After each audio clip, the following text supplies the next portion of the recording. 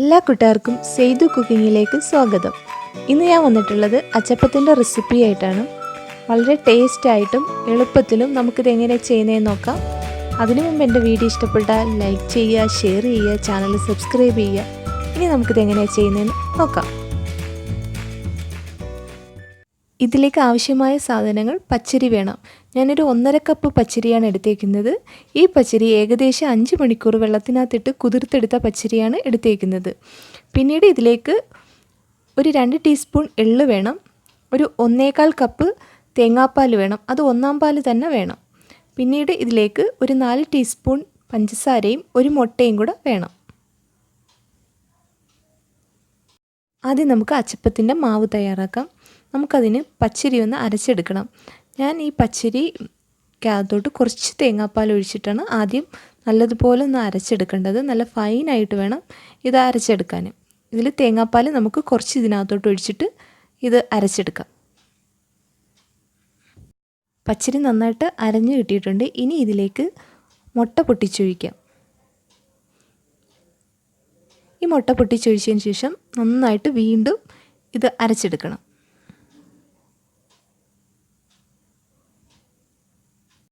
ഞാൻ പച്ചരി നന്നായിട്ട് അരച്ചെടുത്തിട്ടുണ്ട്. ഇനി ഇതൊരു പാത്രത്തിനകത്തോട്ട് മാറ്റാം.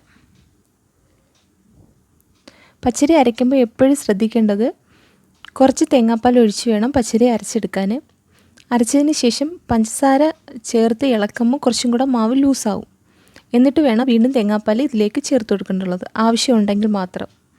ഇനി ഇതിലേക്ക് നമുക്ക് മധുരം ചേർത്ത് കൊടുക്കാം. നിങ്ങളുടെ ആവശ്യത്തിനനുസരിച്ച് ഇതിലേക്കും മധുരം ചേർത്തിട്ട് ഇളക്കി കൊടുക്കുക. ഇനി ഇതിലേക്ക് ഒരു പിഞ്ച് ഉപ്പും കൂടെ ചേർത്ത് കൊടുക്കാം.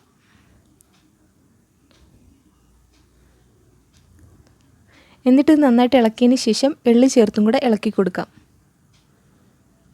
എന്നിട്ട് ഇതൊന്ന് മധുരം നോക്കണം. മധുരം കുറവുണ്ടെങ്കിൽ കുറച്ചും കൂടെ ചേർത്ത് കൊടുക്കാം. ഞാനിത് നോക്കിയപ്പം കുറച്ചും കൂടെ മധുരം കുറവാണ്. കുറച്ചും കൂടെ പഞ്ചസാര ചേർത്ത് ഒന്ന് ഇളക്കിയെടുക്കാം. എന്നിട്ട് ഈ മാവ് ഏകദേശം അരമണിക്കൂർ നമുക്ക് റെസ്റ്റ് ചെയ്യാൻ വയ്ക്കാം. ഞാൻ ഈ മാവ് ഏകദേശം അരമണിക്കൂർ കഴിഞ്ഞ് എടുത്തിട്ടുള്ള മാവാണ്. ഇനി ഇത് നമുക്ക് നന്നായിട്ടൊന്ന് ഇളക്കി കൊടുക്കണം.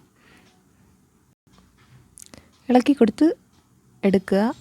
മാവ് നന്നായിട്ട് അതിൻ്റെ വെള്ളം മേളിലും മാവ് അടിയിലുമായിട്ട് ഇങ്ങനെ നിൽക്കും. നമ്മൾ കുറച്ച് നേരം മാവ് വെച്ചേക്കുമ്പോൾ ഇത് നന്നായിട്ടതൊന്ന് മിക്സ് ചെയ്തെടുക്കണം.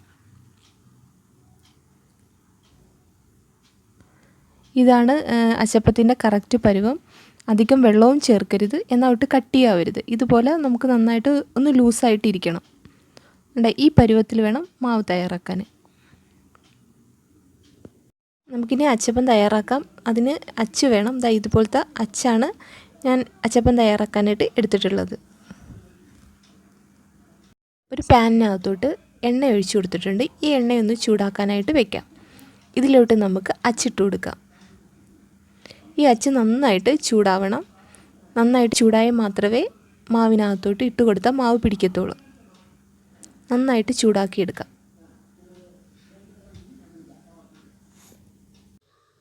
അച്ച് നമുക്ക് മാവിനകത്തോട്ട് മുക്കി കൊടുക്കാം. ഫുള്ള് മുക്കരുത്, ഒരു 1/4 ഭാഗം മാത്രമേ അച്ച് മുക്കിയെടുക്കാവൂ. ഇനി എന്നിട്ട് നമുക്കിത് എണ്ണയ്ക്കകത്തോട്ട് ഇട്ട് കൊടുക്കാം. എണ്ണയ്ക്കകത്ത് ഇട്ട് കൊടുക്കുമ്പോൾ ശ്രദ്ധിക്കാനുള്ളത്, എണ്ണയുടെ മുകളിലോട്ടും ഈ അച്ചിങ്ങനെ പിടിച്ചു കൊടുത്തുകൊണ്ടിരുന്നാൽ മതി. പെട്ടെന്ന് തന്നെ ഇതിൽ നിന്ന് വിട്ടുവരും. എന്നിട്ടിത് ഫ്ലെയിം കുറച്ച് വെച്ചിട്ട് വേണം വറുത്തെടുക്കാൻ. പെട്ടെന്ന് കരിഞ്ഞു പോകും. ഈ അച്ച് ഈ എണ്ണയ്ക്കകത്ത് തന്നെ ഇട്ടേക്കണം.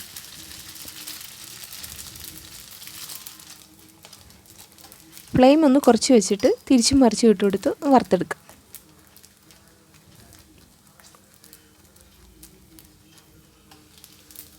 കണ്ടോ, ഇതുപോലെ.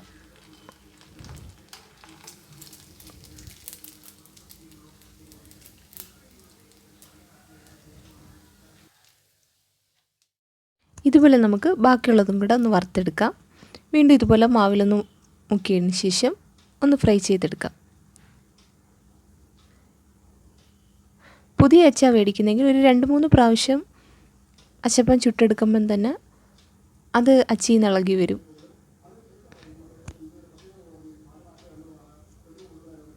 എന്നിട്ട് ഇതൊന്ന് ഫ്ലെയിം കുറച്ച് വെച്ചിട്ടൊന്ന് വറുത്തെടുക്കാം.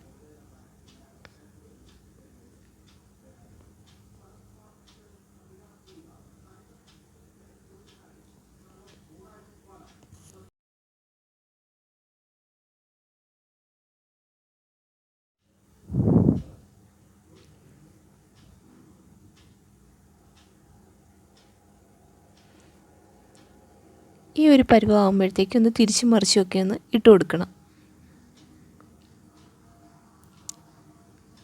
നമ്മുടെ അച്ചപ്പ് റെഡി ആയിട്ടുണ്ട്.